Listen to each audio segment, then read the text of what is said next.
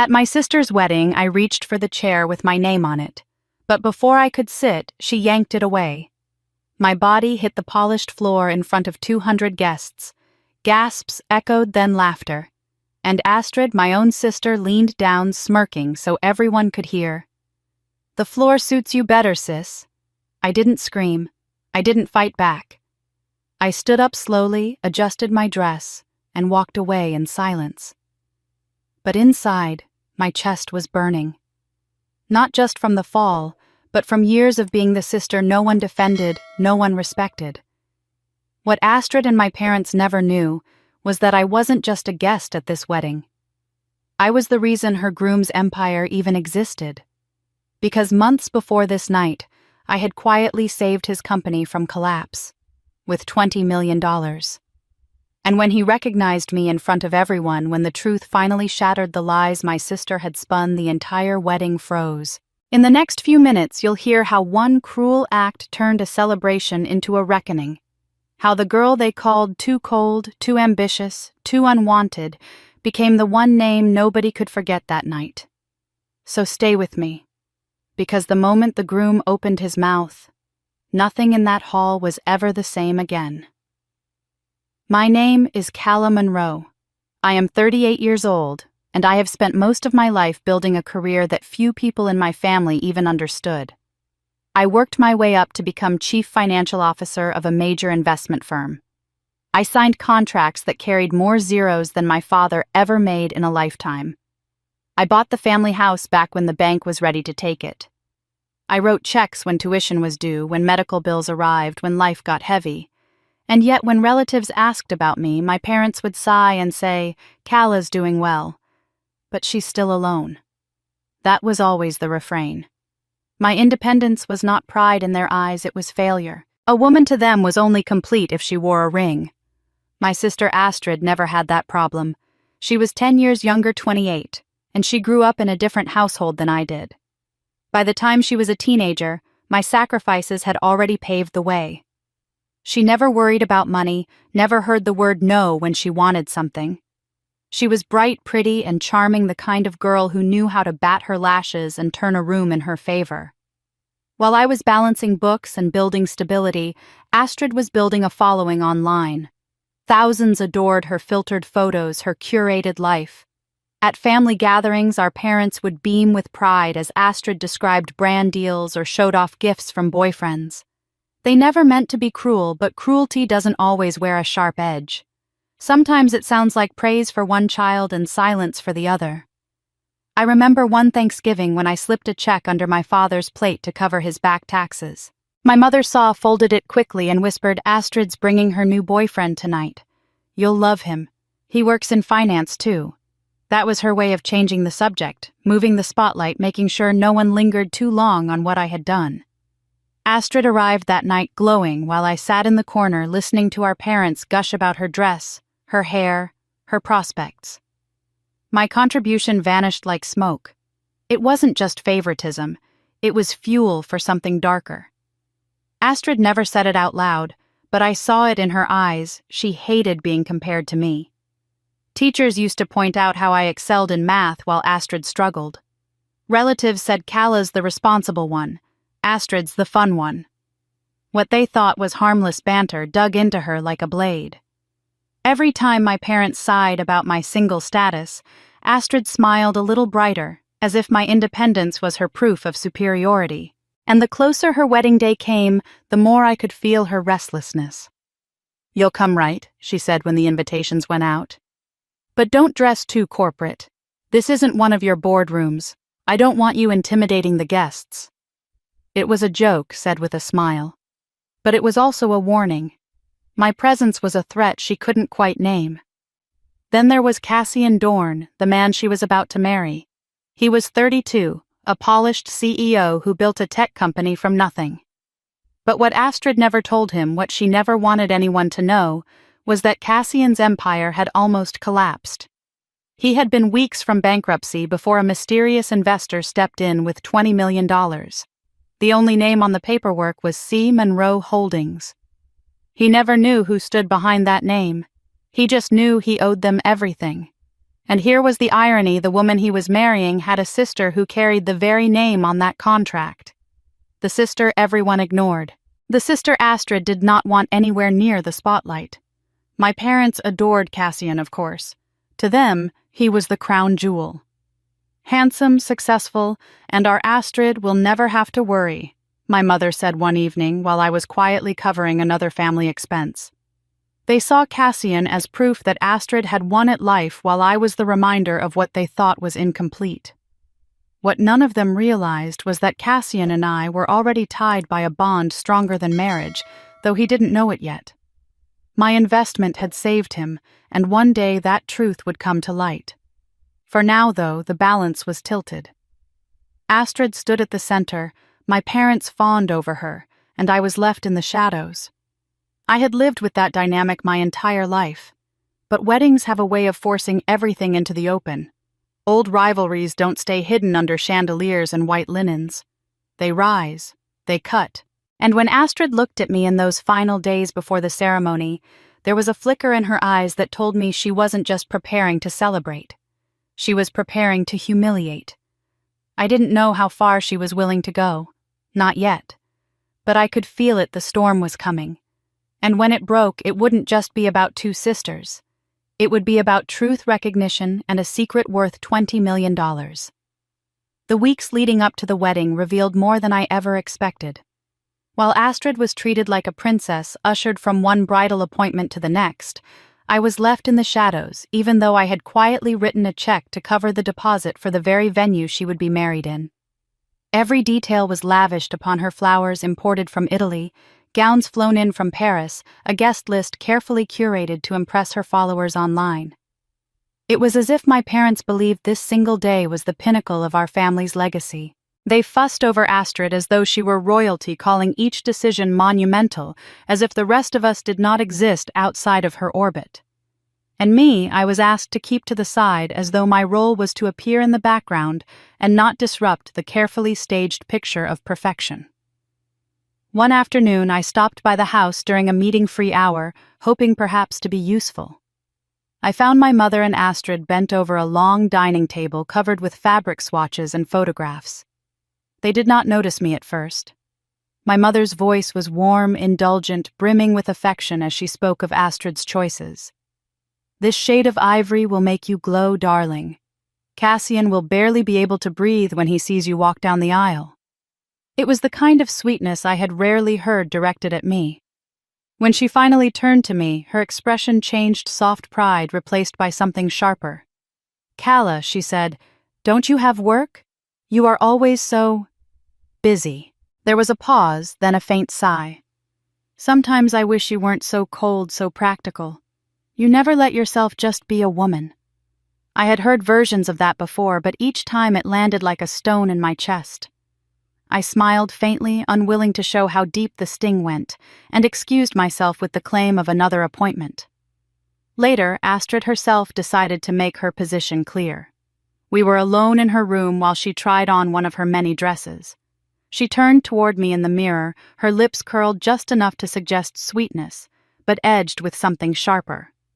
"You'll come, of course," she said, fluffing her hair.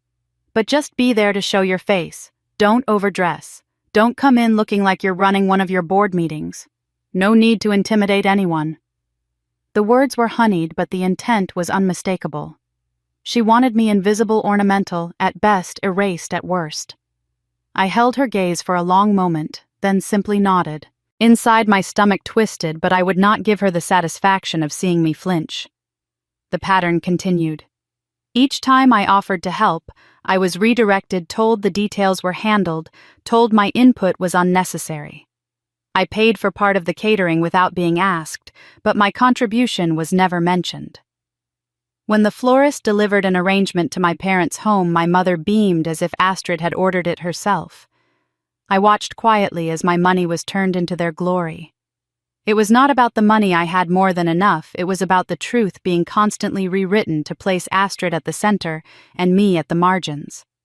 Still, there were small cracks I noticed, moments Astrid thought no one was watching. One evening, while I sat in the living room pretending to review paperwork, Astrid entered briskly with Cassian's phone in her hand. She glanced around, not seeing me in the corner. The phone lit up with a call, and her face shifted, the practiced smile dropping into a look of unease. She rejected the call quickly, pressing her lips together, then slipped the phone back into her pocket as if she had never touched it. Her eyes darted toward the hallway where Cassian was speaking with my father, and then she forced her bright expression back on before anyone else could see. It was a flicker, a moment so brief most would have missed it. But I had spent a lifetime reading the silences between words, the tension behind smiles.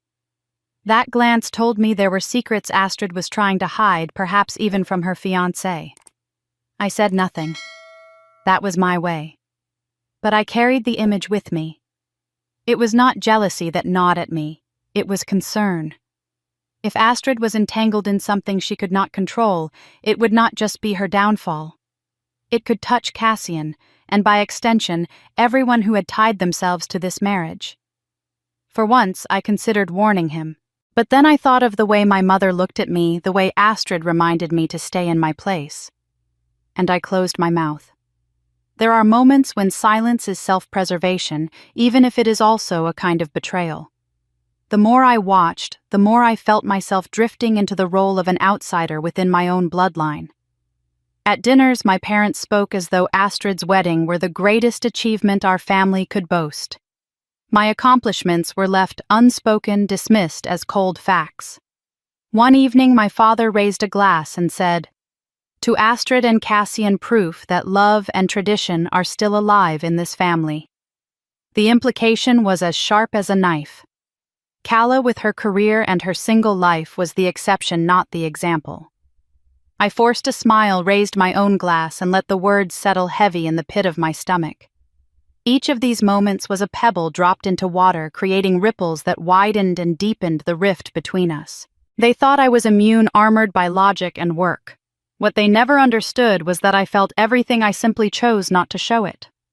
But silence has its limits. And though I did not yet know it, the day would soon come when Astrid would no longer be content with words and glances. She would reach for something more public, something designed to break me before the eyes of strangers.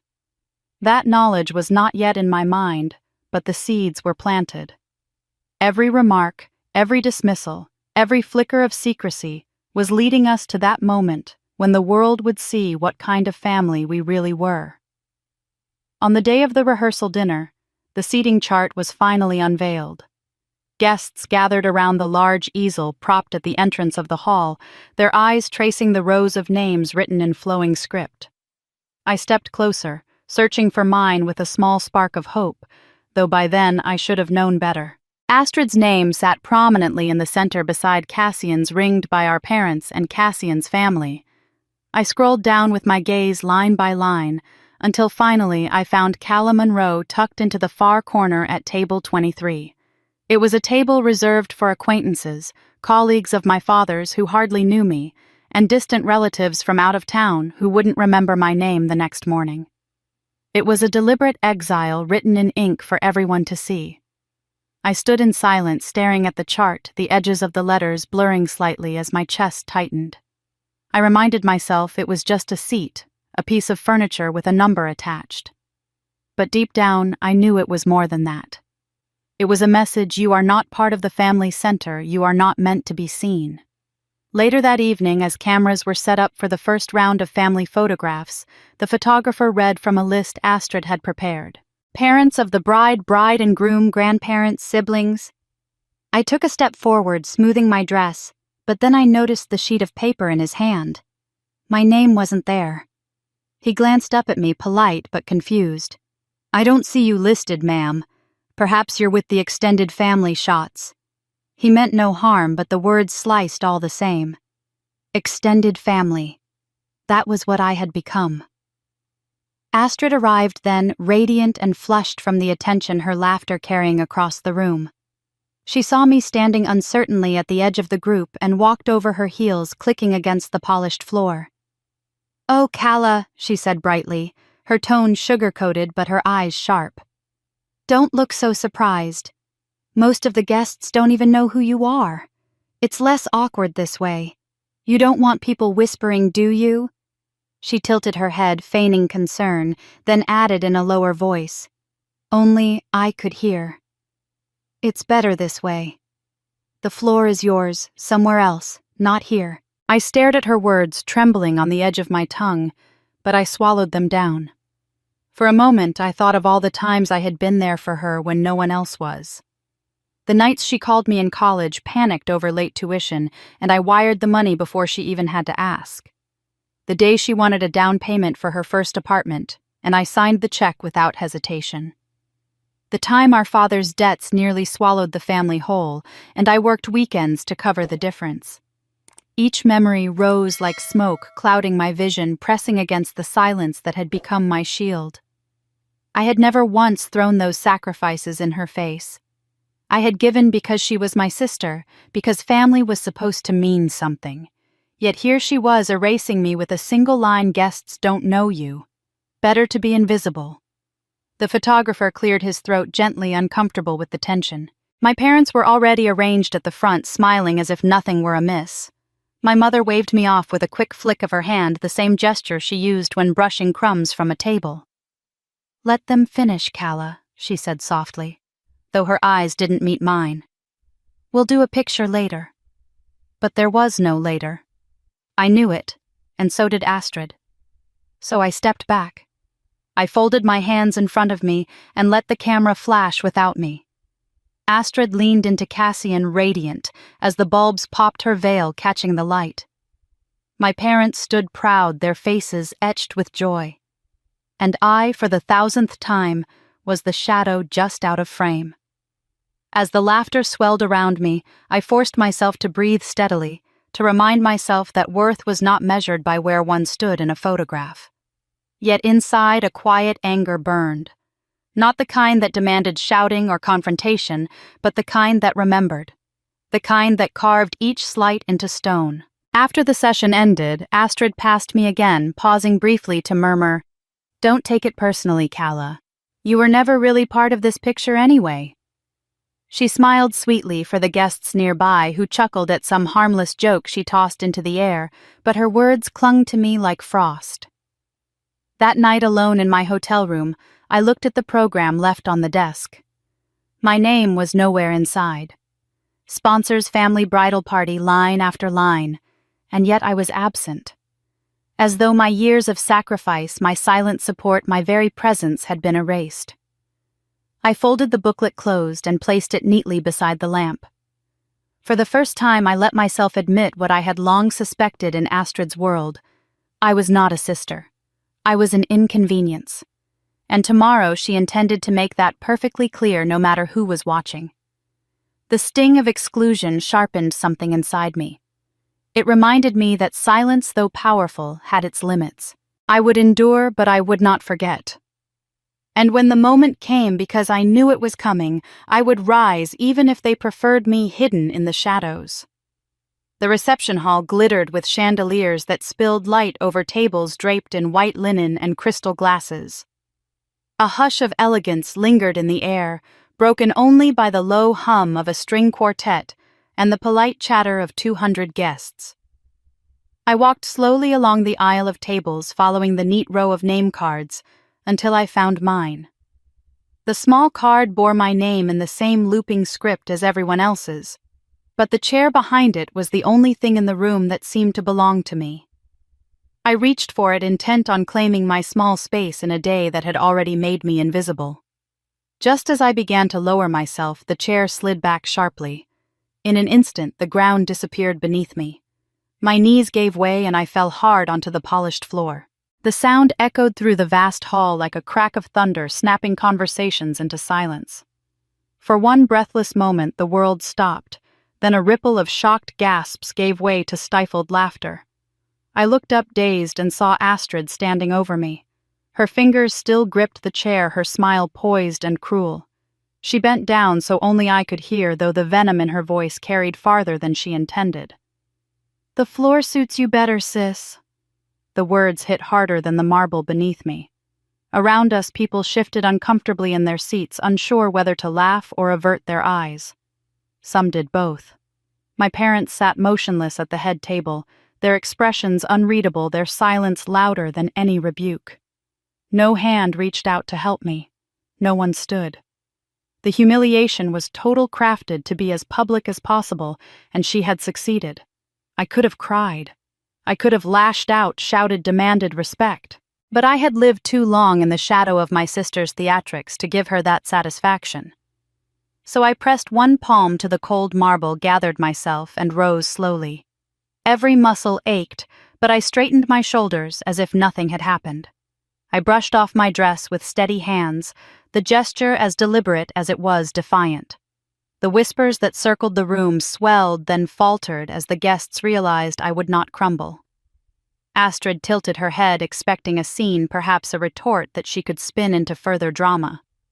When none came, a flicker of frustration crossed her face. She had wanted to reduce me to tears, to strip me of dignity, to mark me forever as the sister who belonged on the ground.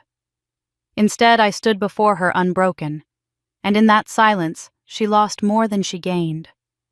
I turned, adjusted my dress once more, and walked toward the doors. Each step was measured, the heels of my shoes clicking firmly against the floor. The chatter resumed in low murmurs, but I didn't look back. I knew my parents had chosen silence, that Astrid had chosen cruelty, and that the guests had chosen comfort over conscience.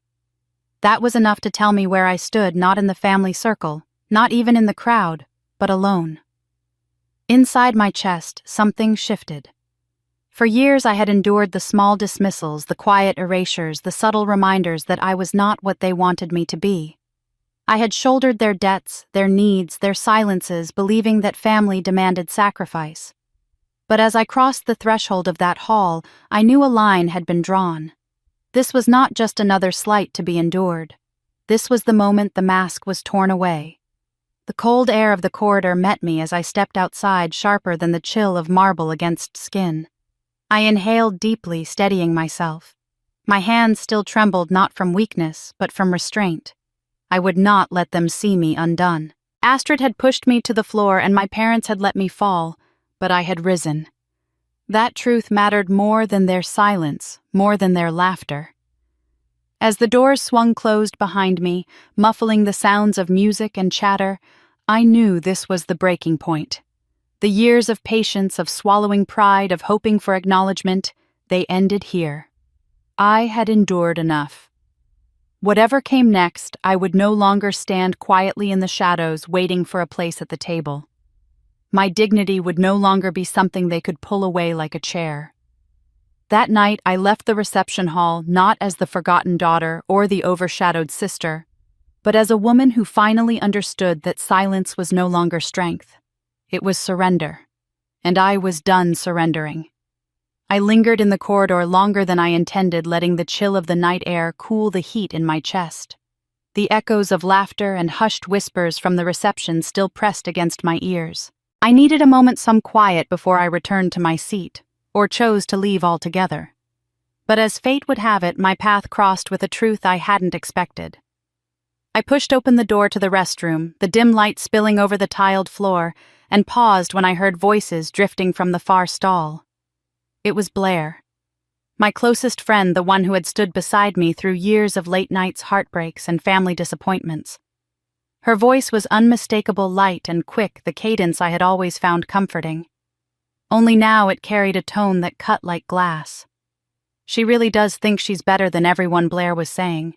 Always so polished, always so serious. It's exhausting. Honestly, Astrid did everyone a favor tonight. Calla belongs on the floor, not at the table. Who does she think she is, acting like some queen when she's just... Her words trailed into laughter, joined by another voice I didn't recognize. I stood frozen, the door still half open, my breath caught in my throat. For a moment I thought I had misheard, that perhaps it was someone else. But then Blair spoke again, clearer this time, and there was no mistaking her. I told Astrid I'd help spin the story online. People love a dramatic bride, and if I play it right, maybe I'll finally get the following I deserve. I mean, Astrid promised she'd feature me in her next campaign. That kind of exposure is worth more than any friendship. The words landed heavier than Astrid's cruelty ever had. With Astrid, I expected jealousy, malice dressed up as charm. But Blair... She had been the one I called when the silence in my apartment felt too heavy, when I needed someone to remind me I was more than a bank account and a resume. She had been the one who insisted she admired me, that she valued my strength. And now, behind a thin wall, she had revealed the truth. I stepped back quietly, careful not to make a sound, though my heart pounded so loudly I feared it would give me away. I slipped out the door and leaned against the cool wall of the hallway, staring at the patterned carpet as if it might anchor me. The betrayal burned in a way that Astrid's pettiness never could. My sister's cruelty was almost predictable, but Blair's disloyalty cut deeper because it was unexpected, unearned. Memories flickered through my mind like a cruel montage. The nights Blair and I stayed up drinking cheap wine, her promising that real friends never needed to pretend. The time she held my hand through a difficult meeting with investors, telling me I was the strongest woman she knew. The afternoons she spent in my apartment laughing about Astrid's shallow posts and mocking the very world she now seemed desperate to join. All of it now felt tainted, revealed as a script she abandoned the moment a brighter stage appeared. I pressed a hand against my stomach as though the ache might settle if I held it still. But the ache was deeper than that. It was the realization that perhaps I had no one. Not my parents, not my sister, and now not even my friend. I could have marched back in, confronted her, demanded an explanation. But what would it change? The words were said, the truth revealed. Confrontation would only feed her excuses, and I had no interest in hearing them. Instead, I walked back toward the ballroom, my steps steady, even though my chest felt hollow. I slipped into the far corner, unnoticed, my place already cleared by waiters, who assumed I had left for good. I sat quietly watching the glow of the chandeliers ripple across the glasses, the sound of forks tapping against plates, the laughter that carried on as though nothing had happened. The world spun on, indifferent to my pain. And in that silence I made a vow to myself. I would not let Astrid's cruelty define me. I would not let my parents' neglect reduce me, and I would not let Blair's betrayal shape my worth. None of them had the power to name me, to determine my value. That right belonged to me alone. I straightened in my seat, letting my breath steady.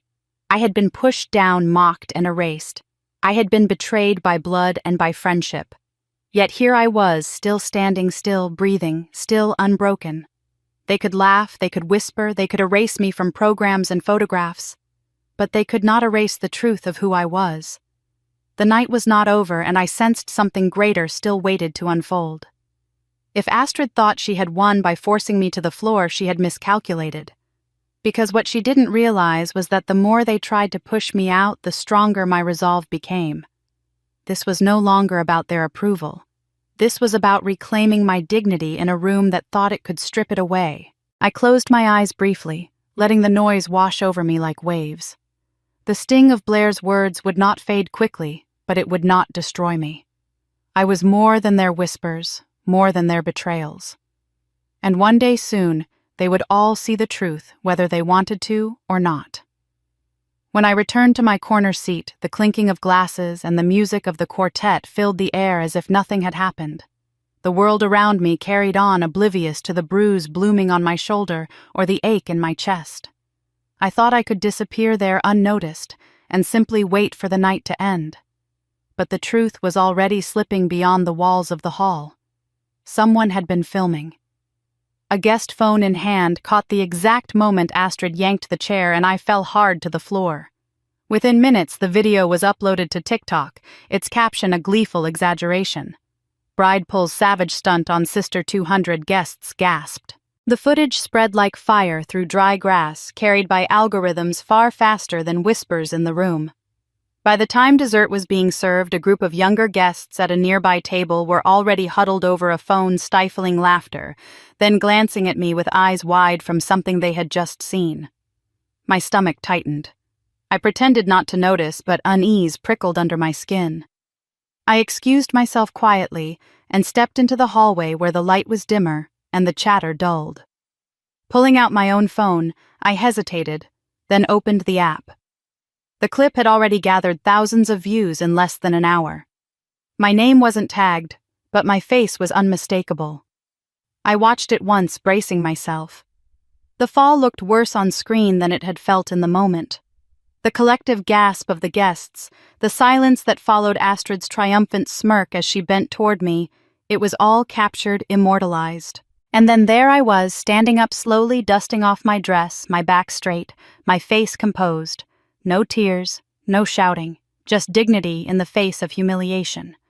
The comments streamed faster than I could read them. That bride is cruel. Who does that to her own sister? This woman fell but stood up like a queen. The floor didn't deserve her. Imagine marrying someone while treating your family like dirt. A few jokes peppered in light-hearted cruelty about weddings and family drama, but most were indignant, outraged on my behalf. My first instinct was panic. The thought of millions of strangers watching me stumble across a marble floor made me want to vanish. My reputation was built on precision, on control. I had spent years ensuring my name meant competence and strength in boardrooms full of men who doubted me. Now here I was, turned into a spectacle, a meme, a hashtag. I considered calling the guest who posted it, demanding it be taken down. But the more I scrolled, the more my perspective shifted. The comments weren't mocking me. They were condemning her. They saw the cruelty for what it was. They saw the composure I had forced myself to maintain, and they admired it. For once, I didn't need to explain, to defend, to prove. The truth was visible without my words. The video itself was my witness. It was raw, undeniable, stripped of all the narratives my family had always used to paint me as cold, difficult, unworthy. Here, strangers saw me rise, not crumble. I stood in the hallway, the glow of the phone casting light across my hands, and I realized something unexpected. I no longer feared the exposure. Let them watch. Let them share it. Let them comment. Let them dissect it 1,000 ways. Because in every replay Astrid revealed herself, and I revealed myself too. She showed her cruelty. I showed my strength. When I slipped my phone back into my purse, my heart was steadier. The fear that had knotted in my stomach was unraveling, replaced by a quiet resolve. If my family insisted on silencing me, if my sister wanted to humiliate me, then this accidental recording was my chance to let the world see me without filters, without explanations. I walked back into the ballroom, the music swelling, laughter bubbling as though nothing had changed. But something had. The whispers online were louder than the whispers in the room, and I sensed it was only the beginning. The stage Astrid had claimed for herself was slipping from her grasp, and the light was beginning, however faintly, to fall on me. Cassian had spent most of the evening caught between the obligations of a groom and the gnawing unease he felt at the edges of the celebration. Astrid had laughed off the incident with her sister as though it were a harmless prank, urging guests back to their meals, brushing aside the murmurs that lingered in the air. Yet when Cassian glanced toward the far side of the hall where Calla sat in deliberate silence, he felt something unsettled stir in him. It wasn't pity exactly. It was recognition of dignity in the face of humiliation, a composure he had seen in far different settings, usually across negotiating tables where strength mattered more than charm. As he lifted a glass to thank a cluster of guests, his eyes caught on the chain around Calla's neck. A small gold pendant shaped like a phoenix glinted under the lights. The Firebird's wings curved upward, identical to a logo he had stared at countless times across legal contracts and wire transfers, C. Monroe Holdings. He felt his pulse skip. That symbol was not common, not a design one picked up in a boutique. It was the emblem of the fund that had saved his company from collapse, the very mark of the mysterious backer who had injected not 1 but 3 rounds of capital when every other investor had turned away. He tried to shake the thought. Perhaps it was coincidence, a gift, or a trinket.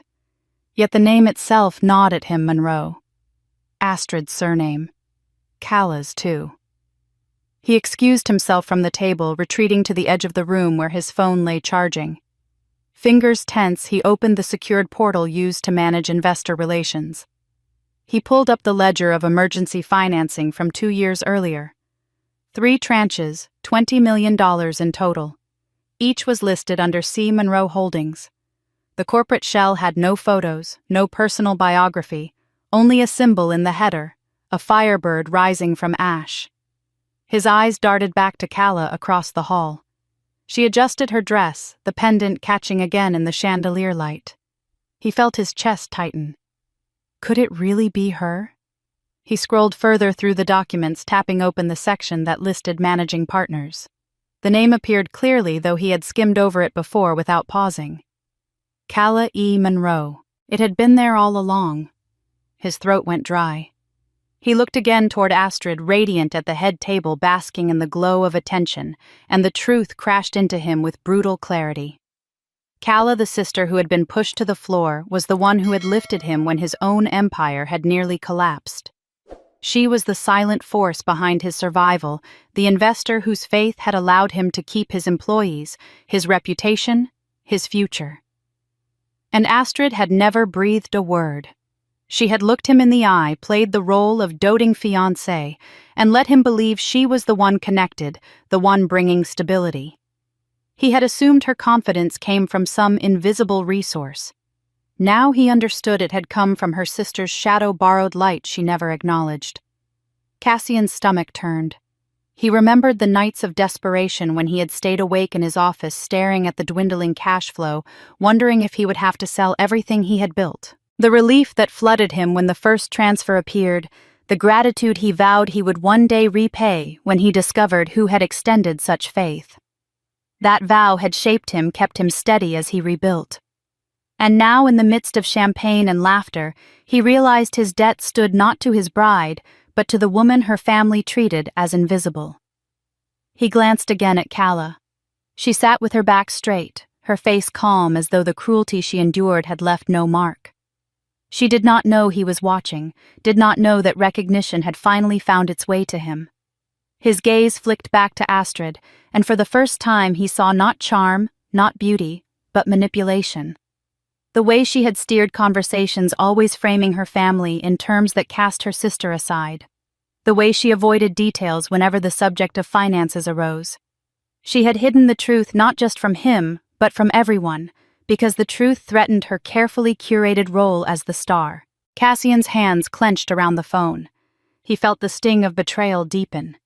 It wasn't simply that Astrid had failed to tell him. It was that she had chosen deceit, actively erasing her sister's contribution to maintain her own illusion.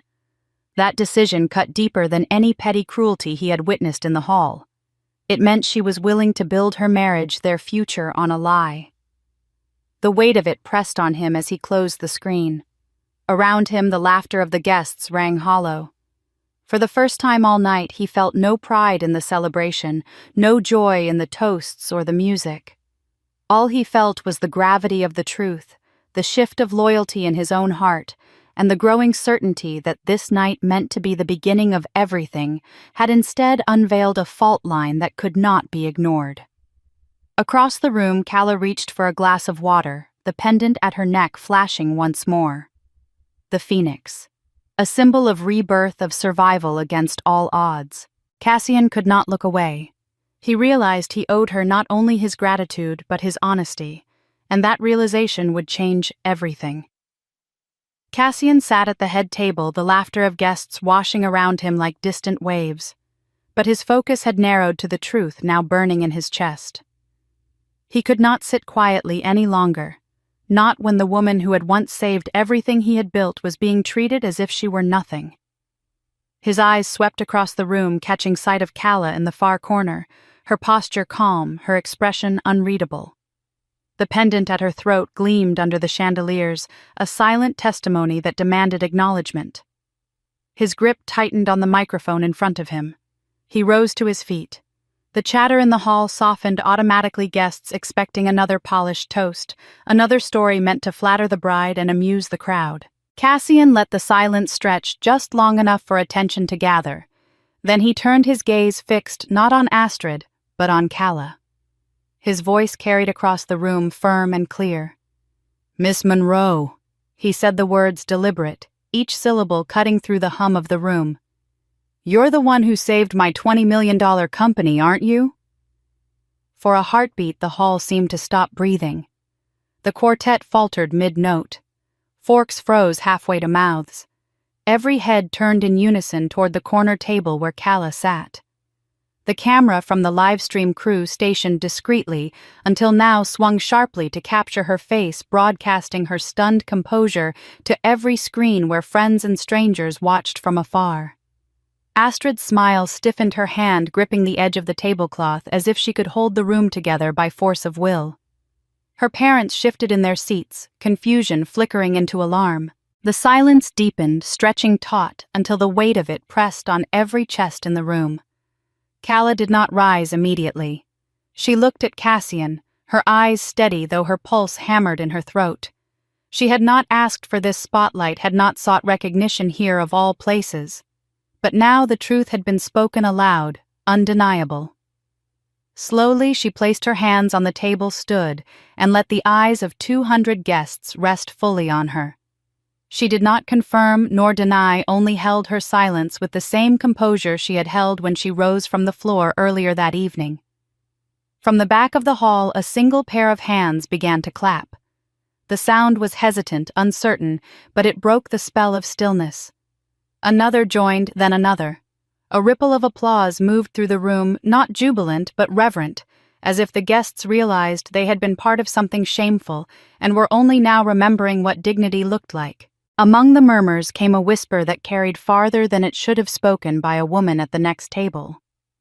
"So she's the one. She's the truly brilliant Monroe." The words spread in a hush, repeated and rephrased until the air itself seemed to buzz with it. Astrid's cheeks flushed crimson. She tried to laugh, to wave it off as a misunderstanding, but her voice faltered, drowned by the weight of recognition shifting away from her and onto her sister. Their mother leaned toward her, whispering frantically, but even she could not mask the unease in her eyes. For years they had dismissed Calla, diminished her contributions as though success outside marriage meant nothing. Now, in a single declaration, that narrative had unraveled in front of their entire world. Cassian lowered the microphone slowly, but his gaze remained locked on Calla. Gratitude burned in his expression, tempered by guilt that he had not recognized her sooner. He had spent months preparing for this wedding, promising himself he was building a life on truth. And yet the truth had been hidden in plain sight, ignored because it was inconvenient to those who wanted the spotlight elsewhere. Calla inclined her head slightly, a gesture not of pride, but of quiet acknowledgement. She had no need to claim credit, not here. The truth was already alive in the room, undeniable, carried on the voices of those who had just hours before laughed at her fall. And in their silence now, in their applause, she felt something shift inside her. This humiliation had been meant to erase her. Instead, it had revealed her. The chandeliers glittered above, but it was Calla who held the room's attention. And though she stood alone, she no longer felt invisible. The room was still heavy with the silence that followed Cassian's declaration when he lifted the microphone again. His voice was steady, but there was an unmistakable edge to it now, the kind of tone that cuts through ceremony and exposes what others would rather keep hidden. "There's something else," he said, his eyes fixed not on Calla this time, but on Astrid. The bride shifted in her seat, her painted smile faltering, her fingers tightening around the stem of her glass. Guests leaned forward, sensing that the night was no longer about toasts or laughter, but about truth. Cassian inhaled once, then let the words fall with deliberate weight. "Astrid once sent confidential files from my company to a competitor. It was Calla who covered the fallout quietly without ever asking for credit." A murmur spread like a shockwave across the hall. Some gasped outright, others whispered harshly into their neighbors' ears. Astrid's face drained of color, then flushed hot red. She shook her head quickly, forcing a laugh that didn't reach her eyes. "That's ridiculous," she said, her voice higher than usual. "Why would I ever?" But Cassian cut her off, his tone sharper now. "Because you wanted me to fail. You wanted control. And you thought if Calla couldn't salvage the mess, you'd prove she wasn't capable of helping anyone. Isn't that true?" His words hung in the air like a verdict. Astrid opened her mouth, then closed it again, no denial finding purchase against the force of his conviction. Calla stood silently, her face composed though inside her chest ached with recognition. She had known pieces of this truth, had seen the signs, but never spoken them aloud. The late-night calls she had received from Cassian's legal team, the frantic scramble to contain the breach, the silence she chose afterward to protect her family's dignity, it all returned with brutal clarity. She had never revealed Astrid's role, believing that mercy was the kinder path. And now, under the bright light of chandeliers and live-stream cameras, that mercy had ended. The weight of the revelation settled hardest on Astrid's shoulders. She rose halfway from her chair, trembling with the effort to keep composure, but the eyes of 200 guests pinned her in place. Her father shifted uncomfortably. Her mother whispered her name as if coaxing her back into the seat. But there was no shield strong enough to soften what had just been spoken. Then a new voice rose, firm and resolute, carrying from near the front of the room. It was Cassian's mother. She stood her posture tall, her voice carrying the authority of a woman long accustomed to commanding respect. "Enough," she said, her eyes fixed on Astrid. "Our family will not join itself to betrayal. We do not welcome deceit into our home. My son will not marry someone like you." The words struck with the force of final judgment. No one dared interrupt. Astrid's hands shook as she clutched at the folds of her gown. Her lips moved, searching for words, but no sound came. The applause that had begun for Calla earlier had vanished into a silence colder than marble, broken only by the faint click of cameras capturing her humiliation. Through it all, Calla did not smile. She did not gloat, did not savor the moment of reversal. Her heart was heavy, not triumphant. She saw not a rival defeated, but a sister unraveling under the weight of her own envy. Astrid's choices had dug this grave long before the wedding day. Tonight merely revealed what had been hidden in shadows. Calla felt no joy in that. Only sorrow that jealousy had consumed a woman who might have chosen love, who might have chosen family. The air in the hall grew dense with shame. Guests shifted uneasily, unwilling to meet Astrid's eyes. Some muttered, others shook their heads, but no one rose to defend her now. In the corner, Calla's reflection in the glass window stared back at her, a reminder that she had carried dignity quietly, while others sought spectacle. Cassian lowered the microphone at last, his expression carved from stone. The wedding, once choreographed to perfection, now stood in ruins around them. But for the first time the truth had been spoken fully. And in that truth Calla stood taller than she ever had, not because she triumphed over her sister, but because she had refused to let betrayal define her. Inside she whispered to herself the words she could not say aloud. She pitied Astrid. And pity, not hatred, was the only gift she could still give her sister. The silence that followed Cassian's mother's condemnation of Astrid still lingered in the room like a veil no one dared touch. Astrid sat frozen, her painted smile stripped away while Calla remained standing, her hands clasped loosely before her, steady, though her heart trembled. The guests shifted uneasily in their seats, the spectacle of betrayal and revelation still crackling in the air. Then Cassian's mother moved forward. Her steps were not hurried, not hesitant, but deliberate, carrying a weight that made people draw back slightly as she passed. She stopped before Calla and looked at her with eyes that had softened, though they carried authority still. "I know you," she said, her voice clear, not in accusation, but with quiet certainty. The words startled Calla more than anything else that had been said that night. She had not expected recognition here, least of all from this woman. The older woman's gaze didn't waver. "Not you directly," she continued, "but your mother. Years ago, when I had nothing, when my husband's business was teetering and we didn't know how we would manage, your mother stepped in. She didn't ask for repayment. She didn't even let me thank her properly. She simply helped as if it was the most natural thing to do." Calla felt the breath catch in her throat. Memories surged unbidden, her mother at the kitchen table late at night, writing checks she could barely afford, cooking meals for neighbors in need, carrying burdens quietly without boasting or complaint. Her mother had always said that strength wasn't in what you demanded, but in what you gave freely. To hear this now in front of hundreds of eyes was like feeling her mother's presence step into the room, unseen but undeniable. Cassian's mother's voice softened, though it carried far enough for every guest to hear. "And tonight, I see her in you.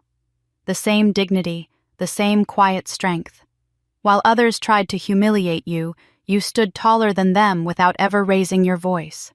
That is your mother's spirit living through you. Do not forget it. Callah's composure cracked. The tears she had held back all evening welled and spilled before she could stop them, warm trails cutting down her cheeks. They were not tears of shame this time, nor of helplessness, but of release. For the first time in years, someone older, someone with authority spoke to her not with disdain or dismissal, but with recognition. They saw her not as the unmarried daughter, not as the sister to be sidelined, but as her mother's heir carrying a legacy of integrity. Her lips trembled as she tried to answer, but no words came. She pressed a hand lightly to her face, almost embarrassed by the emotion in front of so many. Yet the silence that filled the room now was different from before. It was not heavy with cruelty or judgment. It was reverent. Even the guests who had laughed earlier seemed humbled, reminded of something greater than spectacle. Astrid turned away, her own eyes hard, unwilling to meet anyone's gaze. But Callah no longer focused on her. In that moment, her world had narrowed to the woman in front of her, to the echo of her mother's kindness resurfacing in this unexpected place. Cassian's mother reached out gently, brushing a strand of hair from Callah's face, in a gesture that was both intimate and maternal. "You do not need this family's recognition," she said quietly, though the microphone still caught her words. "You already carry something far greater, and anyone with sense can see it." The tears came freely then, but Callah did not try to stop them. She let them fall, her shoulders shaking once, then steadying. For so long she had carried herself like steel, convinced that only unyielding control could shield her from the scorn of those closest to her. Tonight that armor finally cracked, and instead of weakness, it revealed strength of a different kind. The strength to accept that she was worthy of love, of respect, simply for being who she was, and for carrying forward the quiet greatness of the woman who had raised her. The applause that rose this time was softer than before, less about spectacle, more about solidarity. It was the sound of people reminded of humanity, of family bonds that could survive cruelty when carried by grace. Callah lifted her chin slightly, meeting Cassian's mother's eyes, and whispered through her tears, "Thank you." The older woman nodded once, as if sealing a bond, then returned to her seat, leaving Callah standing taller than before. She wiped her face with the edge of her hand, no longer ashamed of her tears. For the first time that night, she felt lighter. Not vindicated, not triumphant, but at peace with herself in a way she had not felt in years. She knew her mother's spirit had not been forgotten. It lived on in her actions, and now finally someone else had spoken it aloud. That was worth more than any spotlight Astrid had ever tried to claim. The air in the reception hall was still taut with the echo of Cassian's mother's words when Callah moved toward the head table. Her steps were unhurried, each one deliberate, her heels striking the polished floor with a steady rhythm that carried farther than sound. The guests followed her with their eyes, not daring to breathe too loudly, as if any movement might break the fragile balance of what was unfolding. She reached the table where Astrid still sat trembling in her chair, her face pale and tight, the remnants of pride barely holding together the mask she had worn all evening. Callah stood for a moment in silence, her hand brushing the chain around her neck where her mother's pendant rested, drawing strength from it. Then slowly, she slid her fingers into the pocket of her clutch and retrieved the object she had carried without thought, the Monroe family ring. It was not large nor ostentatious, but it had belonged to generations passed down through their mother as a symbol of continuity. Astrid had always assumed it would be hers one day, given her status as the favored child, but Callah had been the one entrusted with it in the end. With the same composure that had carried her through every humiliation of the evening, Callah placed the ring on the white linen tablecloth. The tiny circle of gold caught the chandelier light gleaming starkly against the immaculate surface. Her voice was quiet, but it carried with a clarity that cut through the silence. "I hope one day you understand," she said, her eyes fixed on Astrid, "that honor cannot be borrowed. It cannot be taken by force or borrowed through marriage. It is something you carry in your actions, and tonight you showed the world you never had it." A murmur rippled among the guests, not cruel, not mocking, but solemn. Astrid's lips parted as if to respond, but no sound came. She stared at the ring, her hand twitching once, then freezing in her lap, unable to reach for it. Calla straightened her posture, letting the finality of her gesture hang in the air. Cassian stepped forward, then his face drawn, but his voice softer than it had been all night. "I once thought I wanted to marry Astrid," he said, his eyes searching Calla's. "But tonight I realize admiration and respect are the foundation of anything worth building. And those belong to you." His words were not romantic, not even an invitation, but a confession of truth laid bare before everyone present. Calla met his gaze only briefly, then turned her eyes back to her family. Her father's face was unreadable, his pride punctured in front of his peers.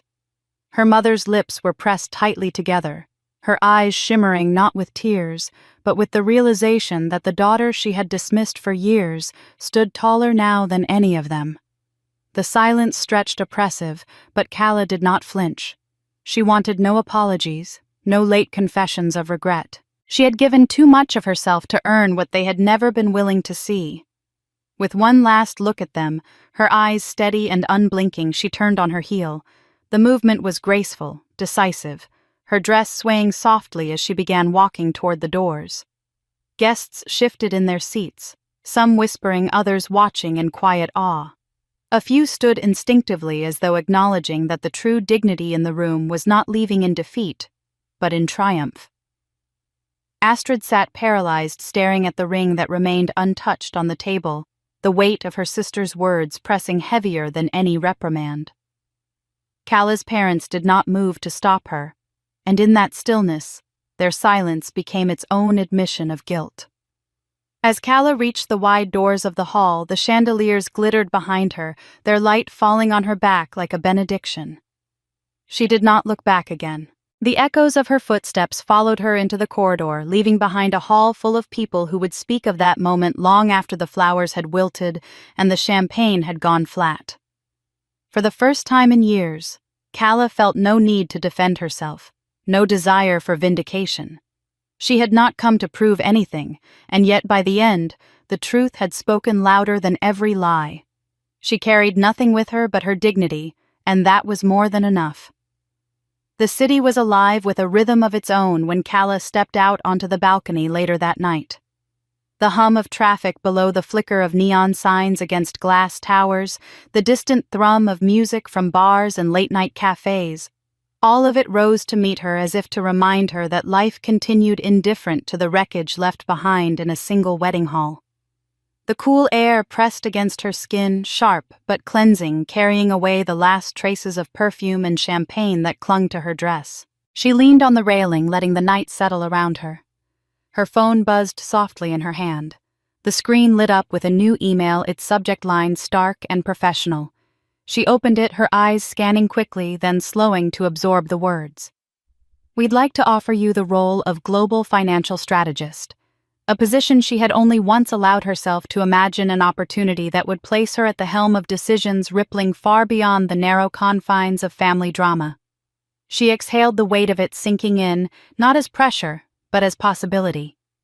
For years, she had been the unseen hand behind numbers that saved companies, the quiet force who never asked for recognition. Now the recognition was coming uninvited, earned by the consistency of her choices, by the integrity no one in her family had cared to acknowledge. Another vibration interrupted her thoughts.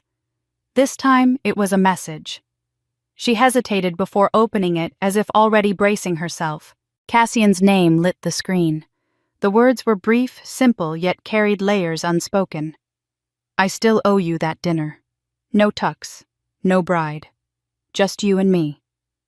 She stared at the text for a long moment. The sincerity in it was unmistakable. It was not a ploy, not a desperate attempt to fill the void Astrid had left. It was gratitude, and perhaps something more, an acknowledgement that what he had admired in her tonight was not an accident, but the essence of who she was.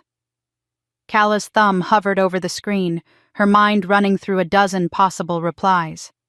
She could type yes, she could type no, she could leave the door half open with a single neutral line. but instead she locked the phone and set it aside. Some decisions deserved patience, and this one was not about him. Not yet. She stepped closer to the railing, her hands wrapping around the cool metal as she looked out across the expanse of lights. The skyline stretched before her, sharp and brilliant, a testament to ambition and survival. She let her eyes follow the grid of streets, the glow of windows in apartments filled with strangers, each living their own stories of loss and resilience.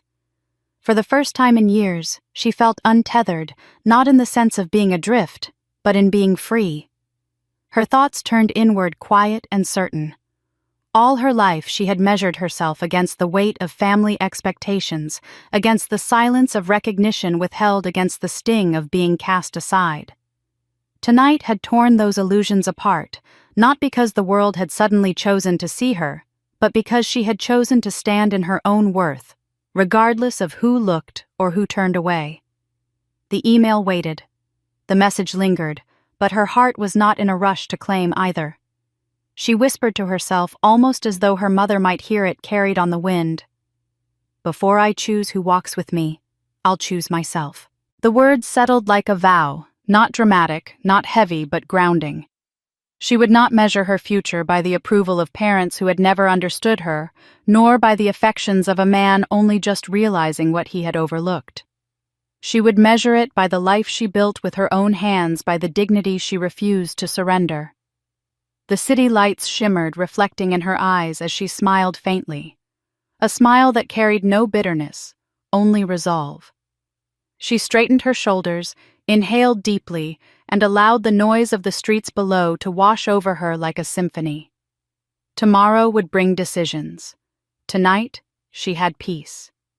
And so she stood on the balcony, not as the woman humiliated at her sister's wedding, not as the hidden benefactor of a corporation, not as the daughter her parents dismissed. She stood as Calla Monroe, her own choice, her own strength, her own future. Whatever came next would not define her. She would define herself. And that is where Calla's story leaves us for now, standing on a balcony with the lights of the city stretching endlessly before her, choosing herself above all else. Her journey reminds us that dignity cannot be handed to you or taken from you. It is something you claim by the way you stand, even when the world tries to pull the chair from under you. If you have ever faced moments where you were underestimated, pushed aside, or made to feel small, then you know the power of reclaiming your own worth. I would love to hear your thoughts about this story. What would you have done in Calla's place? Do you think she should reply to Cassian's message, or should she continue walking her own path alone? Share your perspective in the comments below. I read each and every one of them, and your insights make these stories even more meaningful. If you enjoyed this journey and want to hear more stories filled with drama, resilience, and unexpected twists, make sure you subscribe to the channel and turn on notifications so you never miss what comes next. Your support helps bring more of these stories to life, and I can't wait to have you with me in the next one.